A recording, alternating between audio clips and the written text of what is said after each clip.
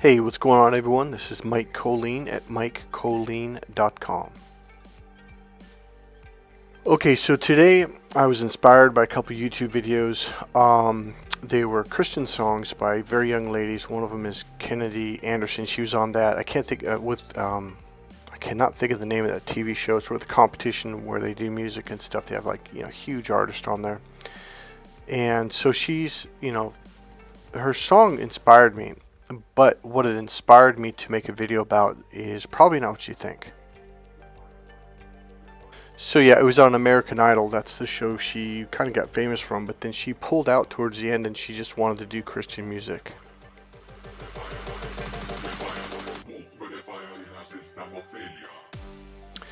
So this channel has developed into a channel to give you your freedom. That's what everything I've ever done, everything I've studied, trained, psychology, NLP, hypnosis, is to give people their mental and emotional freedom. So the first message is, before I get to that, I want to explain something. This is not a channel that pushes any religion. It doesn't say, oh, be Christian, be this. I personally do believe in the teachings, listen closely, to the teachings of Jesus Christ, okay? I don't necessarily believe in religion, okay, because so now we're getting into what the purpose of this video is about. Let me see if I can word this right. A lot of people will use, this is what it is. One thing that, I wanted to say is don't use the teachings of Jesus or the words of Jesus to entrap or ensnare people, to get people to conform out of fear, guilt, and shame. For that's the work of the devil. That's the work of the evil one. Now, any of us who ever dealt with narcissists on any level, what does a narcissist do? They use fear, shame, and guilt tactics to get you to conform, to fit into the box, so they can lock you up in this tight, nice, neat little box, so you can't think for yourself, you can't breathe for yourself, you can't walk for yourself, you can't do anything for yourself. You have to do as you're told, be a slave. A lot of people will use verses from the Bible to trap you, to ensnare you, to trick you, to get you to conform to the way they think that you need to be. That's not what this channel is about. This channel is about you learning to think for yourself, learning to stand up for yourself, and learning to fight for yourself. Remember where Jesus, he said something to the effect of, you have eyes yet you cannot see, you have ears yet you cannot hear. Well, I add to it, it's like you have a mind yet you cannot think. It's because of all the trickery, it's because of all the narcissist gaslighting and all the lying and the manipulations and the games to hurt you, and then turn around and say, oh, well, it's your fault. And you're like, wait, what? I didn't do anything. But after a lifetime of being treated this way, you can't think, and you just think, well, I must be just a bad person.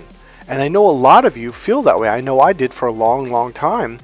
I just felt, well, I must be just to be a bad person, because this is all I keep hearing from people. So essentially what happens to a lot of us is we just shut down and we just assume, well, I must have done something wrong because once again someone's mad at us. When it turns out, no, these are just demonic narcissists who are assholes and they have a slave master mentality. In fact, it's not even a mentality. They are the slave masters. So if you go back in history, whether it's 500 years, 1,000, 5,000 years, the people that treated other human beings like that were narcissists. They're demonic.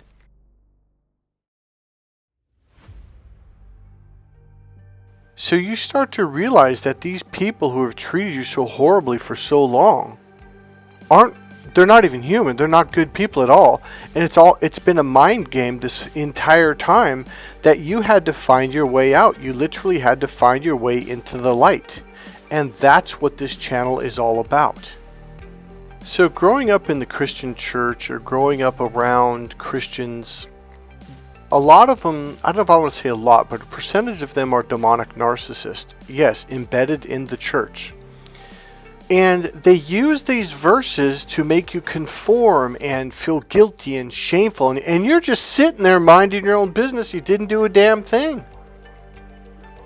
I am telling you, beyond a shadow of a doubt, they twisted the meaning, they twisted the words to control you, to put you in what we call the ego box of rules. Freedom of thinking is not allowed. freedom of expression, not allowed. See, if they allow you to think for yourself, to express yourself naturally, to do what you want to do with your life, other people might catch on. Other people might begin to notice this, and then other people might actually begin to open up and step out of their ego box of rules. So what happens a lot of times is, I know it happened to me, is the teachings of the Bible became a very painful experience. It became very controlling, very limiting. They were nothing but fear, shame, and guilt, and you're a bad person. So you could read the most loving verse and think, yeah, I get it. They want me to give up my heart. They want me to give up my soul. They want me to quit on life and just fit in the box like everyone else and just be a little rat. A rat in a cage.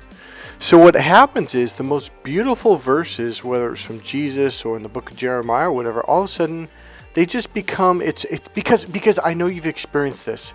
You've experienced people where you've got to conform, seek the Lord. Are you a true believer? And you've been going to church for 30 fucking years and you're going, Jesus Christ, what is it going to take for you people to fucking believe or realize, yeah, I am a true believer? Well, that's not really what it is. What is it going to take for you to realize they're not?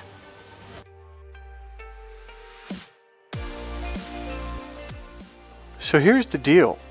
When someone talks to you about and uses a verse from the Bible or pretty much any teaching, it should make you feel free. Your heart should open up. Your mind should open up. You should feel this opening, expansive feeling. A feeling of freedom, a feeling of love, a feeling of peace, a feeling of goodness. Not a feeling of control, do as you're told. You're a sinner, you're bad. The feeling that you're being put in a box. If you feel like it's fear, shame, guilt, control, they're beating you down, trying to manipulate you, trying to control you, I promise you this, I don't care who it is, that person is under demonic control, fact, period, end of sentence. For those of us who have truly dealt with narcissist abuse, you know exactly what I'm talking about. They could sound like, oh, the sweetest little lady, and they throw this Bible verse at you, and you're like, oh, and you just cringe. If you get that cringe feeling, this is not from God. This is not from the Lord. This is not from goodness. This is from the dark place of the planet or of the universe. Does Jesus himself not say the truth shall set you free? Judged by the fruits? Well, what do they mean?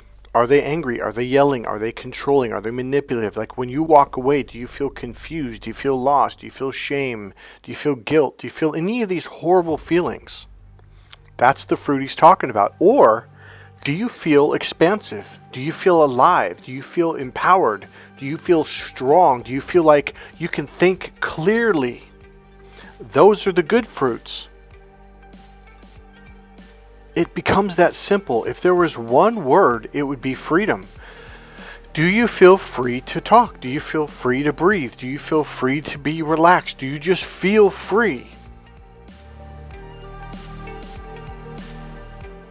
If you're having a conversation with someone and you just feel confused and lost and something's not right, they're probably lying to you. They're probably manipulating you. They're probably doing some bullshit that's not good. Judging by the fruits. Like, I'm at a point now where I don't need to understand people. If I start feeling any of those negative emotions I described, I'm out. I'm like, see ya, bye.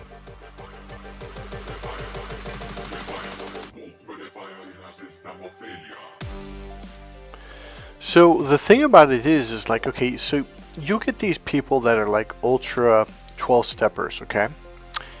And for this, there is an understanding. And here's what I mean.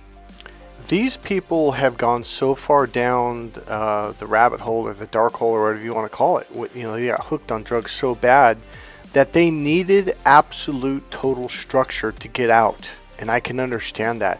And those are the ones that turn to the Bible. They will be Bible thumpers. And they're doing you got to fit in the box. You got to fit in the box. You got to conform. Fear the Lord. Fear this. Fear that. They're not necessarily evil people. They're just in a space where like, hey, I have got to stop doing drugs. This shit's going to kill me. It's ruining my life.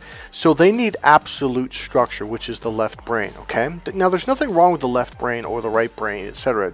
We need both. They're both good, but they need to be used correctly. So for a phase, these people need to be like, hey, these are the rules I have to live by. Otherwise, I'm going to go back into that dark place and start doing drugs again. I can understand that, and that's absolutely fine. No problem, brother or sister. But it's not for me. See, those people are what I would call grounded, meaning their airplane has been grounded and they are not given permission to fly because they when they are given freedom, those are the kind of people that don't do it right. Now here's the messed up part. By clinging to the rule box, you're clinging to the very addiction that you're fighting to get away from. So what it causes is it causes you to constantly hold on to the very addiction that you say that that you can't be addicted to and that you're trying to get rid of. Well, here's the secret. You have to learn how to let go of it. And until you learn how to let go of the actual addiction, you're going to be stuck.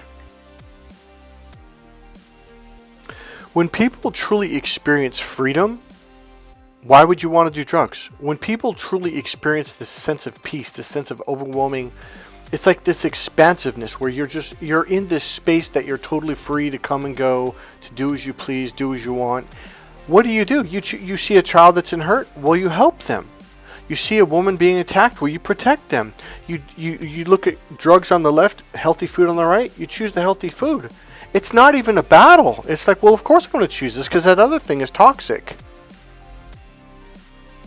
Because the addiction was never the drug in the first place. The addiction is what you were fighting inside your head. It's like you were using the drugs or the alcohol or even the Bible to block out the very thing that you need to deal with in order to heal it. Now, how do I know this? Because for 30 years I've been working with people with all kinds of addictions, hurts, emotional pains, etc. I mean, a lot of people don't think coffee is an addiction. Hell yeah, it's an addiction. And a lot of people, what do? They drink and drink and drink. So what does caffeine do?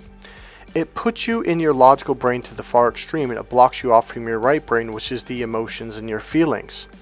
So I don't care if you're working, like people that work and work and work. What are they doing? They're blocking out something that they don't want to deal with because they're hurt. They're feeling, they're feeling shame or guilt. So what do? They have sex all the time. They sleep around. They do drugs. They drink. They smoke cigarettes. They drink coffee nonstop. Whatever they're doing is because they become a workaholic because they don't want to face whatever it is that they need to heal. And until you heal this issue emotionally, what are you going to do? You're going to run away. And what does that mean? Well, it could be coffee, it could be cigarettes, it could be drugs, it could be alcohol, it could be workaholic, it even could be sexaholic. You're just using whatever, those things to block out whatever it is you need to heal. But once you heal it, you are literally free from all of those things because you don't need them anymore.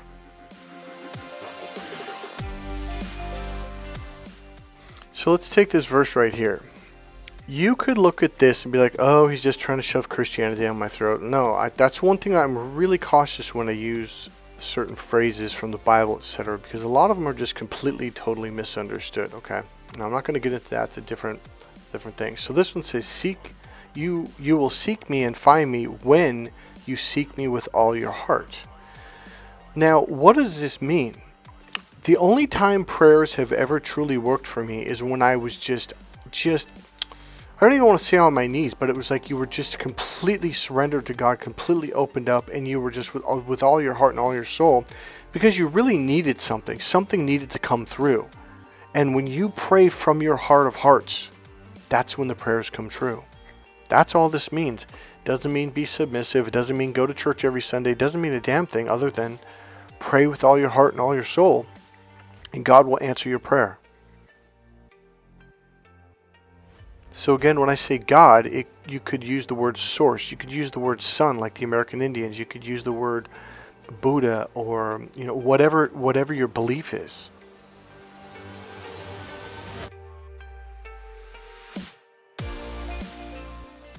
So, all right, I'll give you an example. So in the Old Testament, they're like, it's a sin to eat shellfish. Rawr, it's a sin to eat pork, right? Or I forget. I get the cloven hooves mixed up with the split hooves.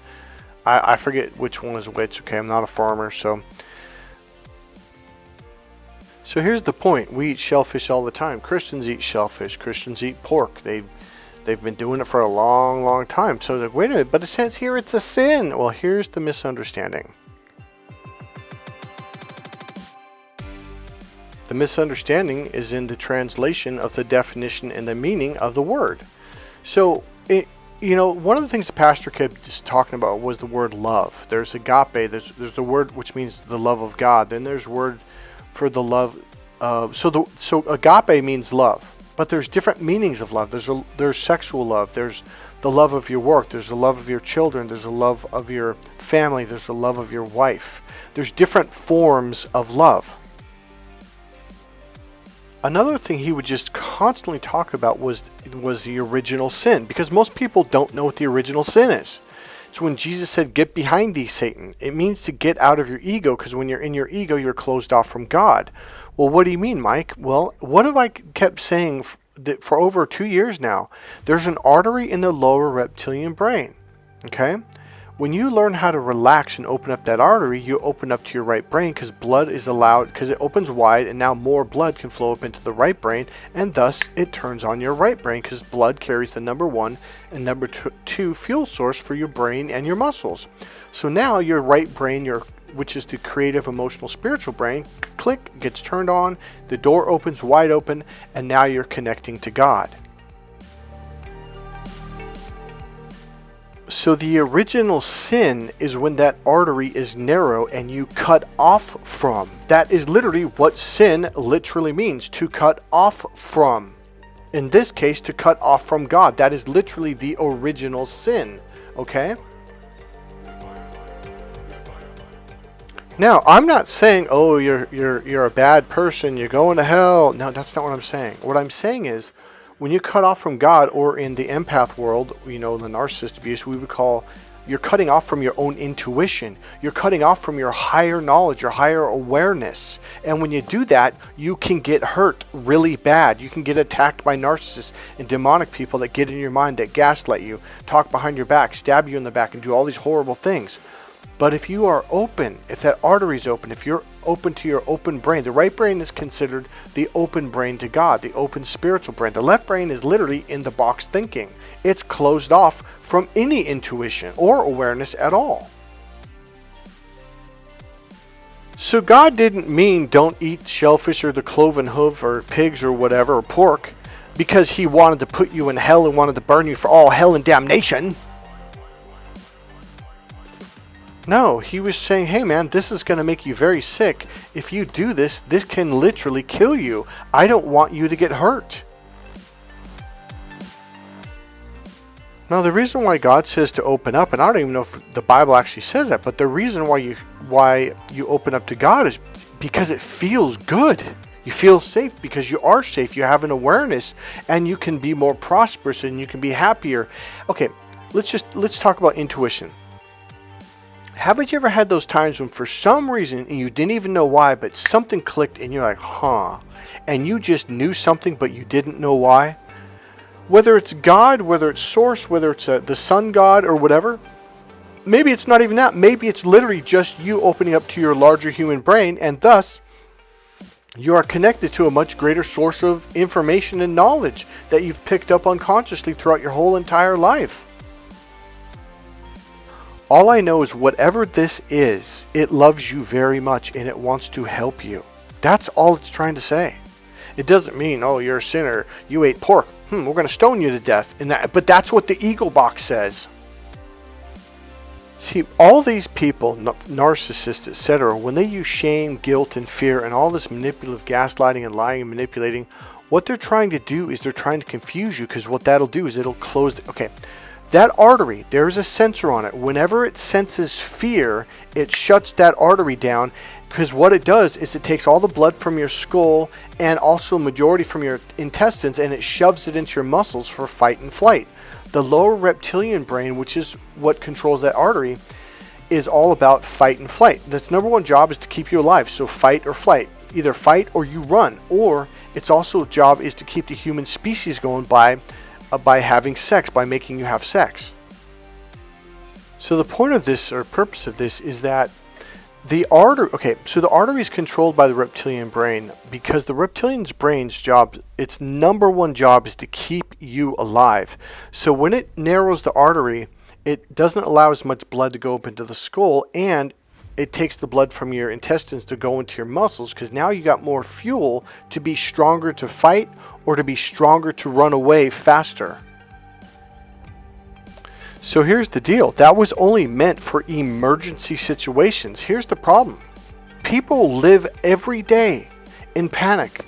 They live every day in fear. You're only supposed to be in fear in the moment when you're being attacked, and once you get out of it, it goes away. The problem is most people, because they've been constantly shamed and guilted their whole life, they just think anything. People get to the point where they're just afraid to say anything. They're afraid to do anything. So what does it do?